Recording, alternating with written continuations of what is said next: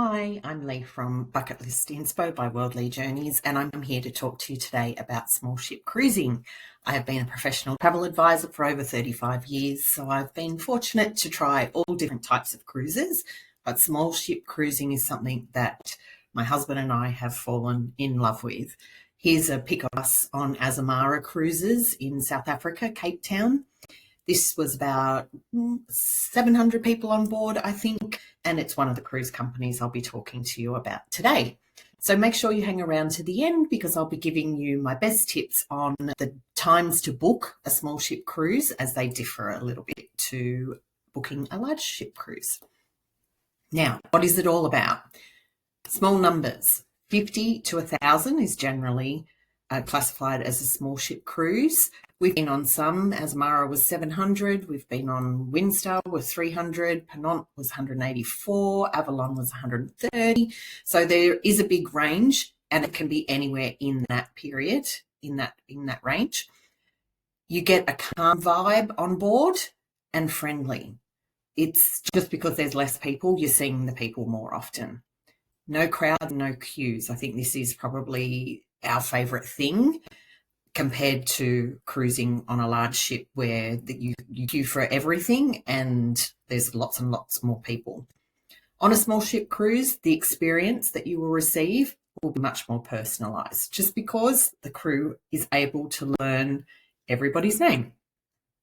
Tucked away ports, places that large ships just cannot get to just because larger ships aren't allowed in those areas, and the smaller ships are just smaller and able to do it. Flexible schedules.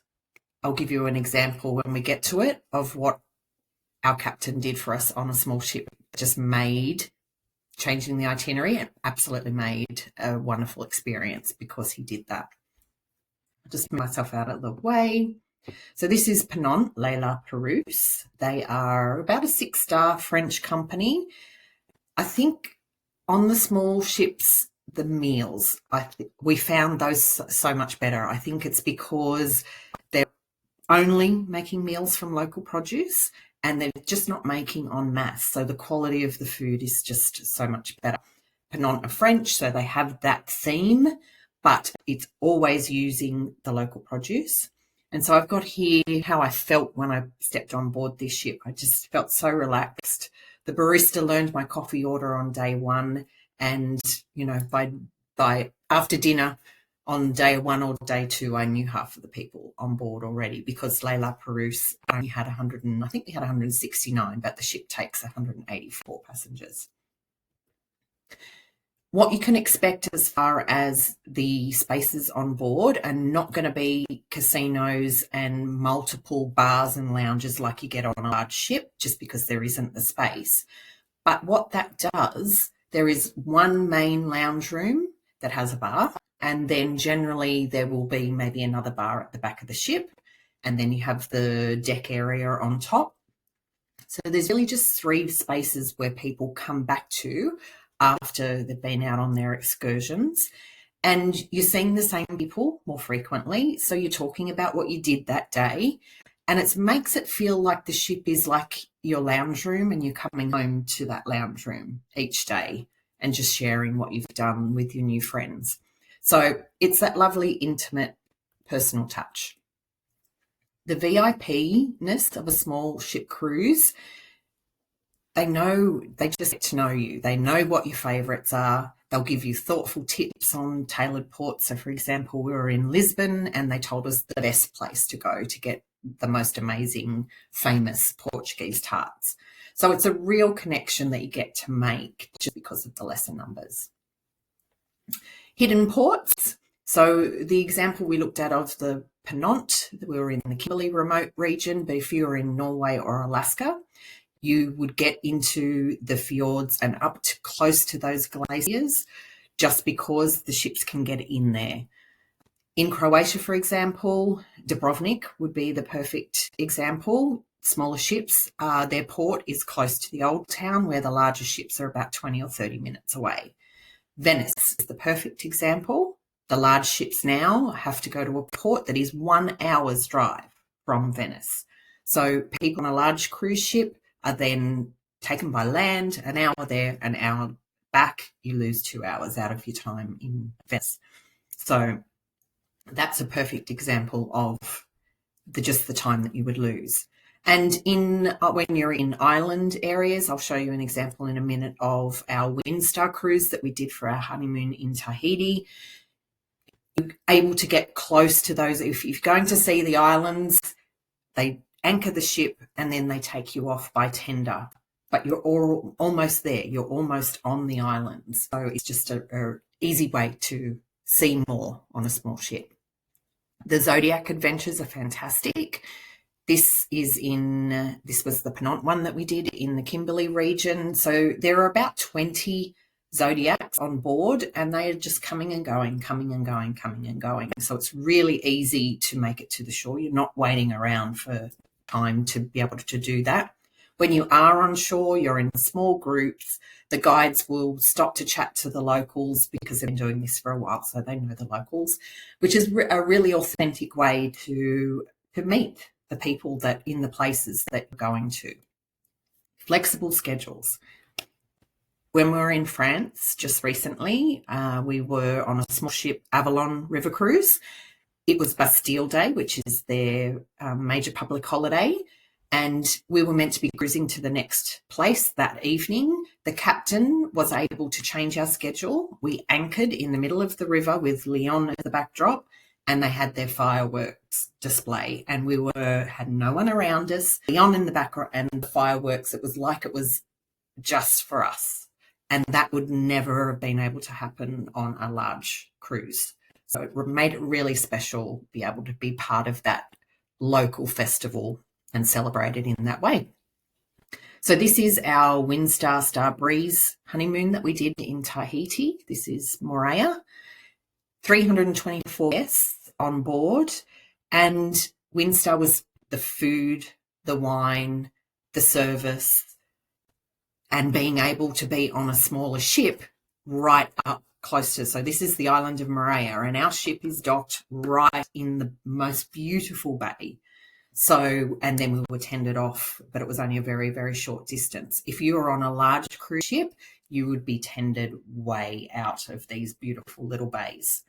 On board, you have experts, historians, naturalists, chefs.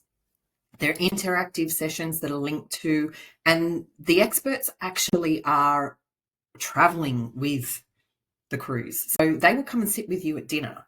So you get that extension of you maybe did a tour with them today or yesterday, but you can chat to them about it later.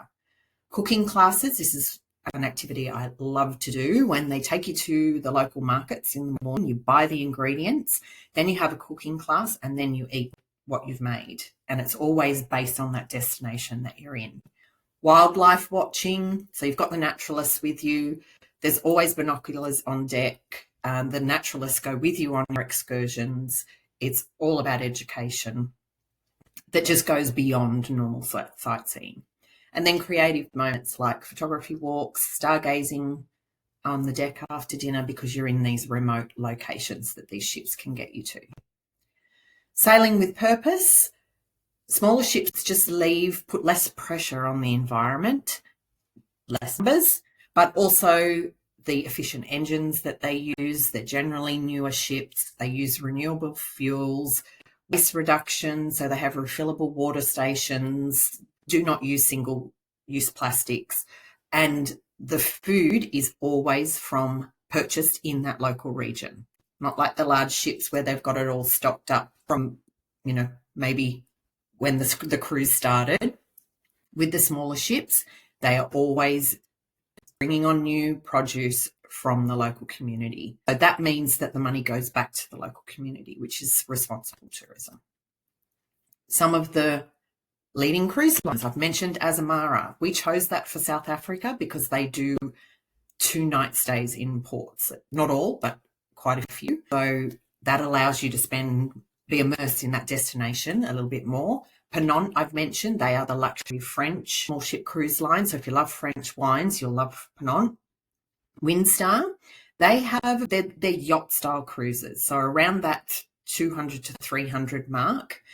They do have some that have sails. Obviously, they have a motor, but they've got the beautiful sails. So, you know, cruising around the Mediterranean on a yacht-style cruise is really lovely with Windstar.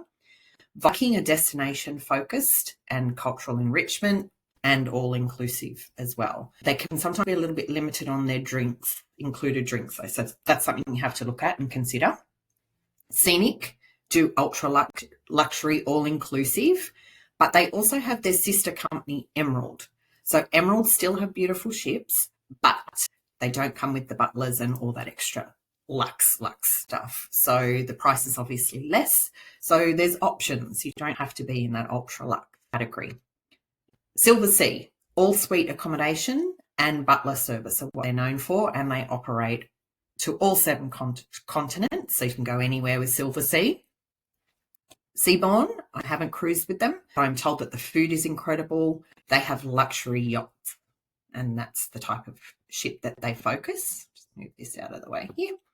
Talc, they do things differently. So they actually partner with some of these others, and then they add on extra accommodation and sightseeing to make the whole experience from end to end. So they look after you as far as to pick you up from the airport. It doesn't matter if you've booked flights with them or not.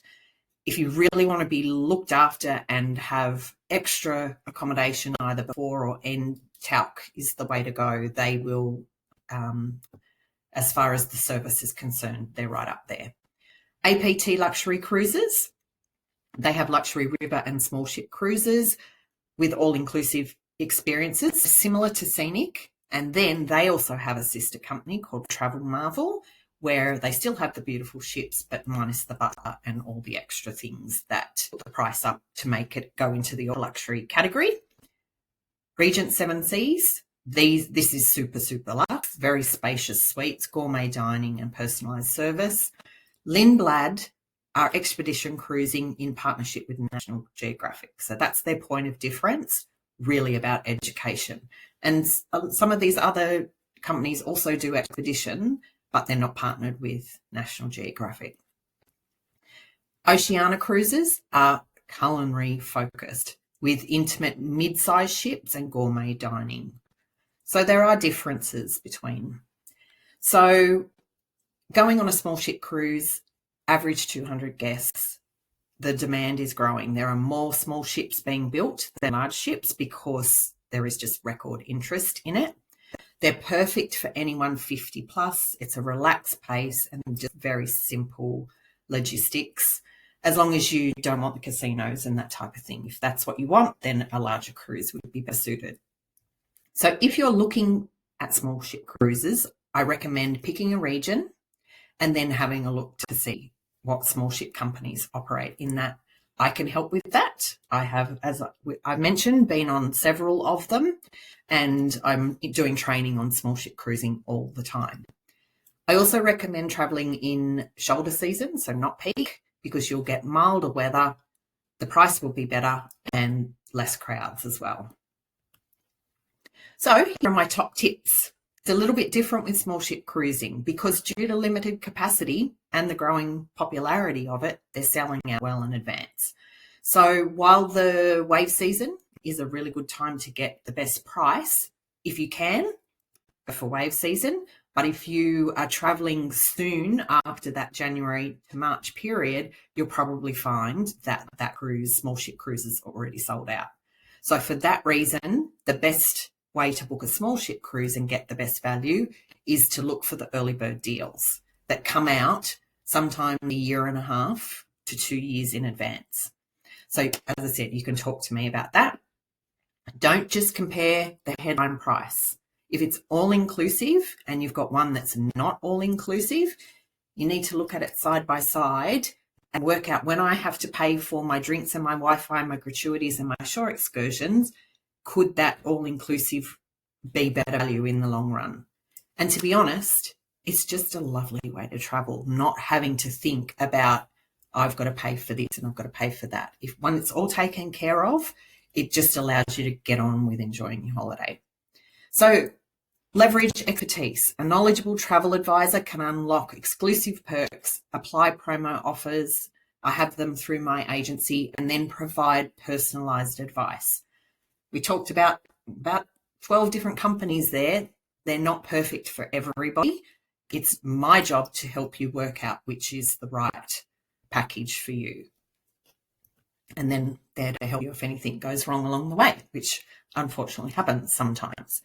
So if you've enjoyed this video, please support our channel. It encourages us to make more, and you can give us a thumbs up to do that and subscribe to the channel. So if you're ready to start your journey, you can also join our VIP. I'll pop a link in the show notes below to that, where you can claim your $200 credit. And extra videos that we have coming up soon are what makes expedition cruising different, what makes river cruising different, and then also the difference between luxury cruising as well. So thank you for watching today, and I look forward to seeing you next time. Bye.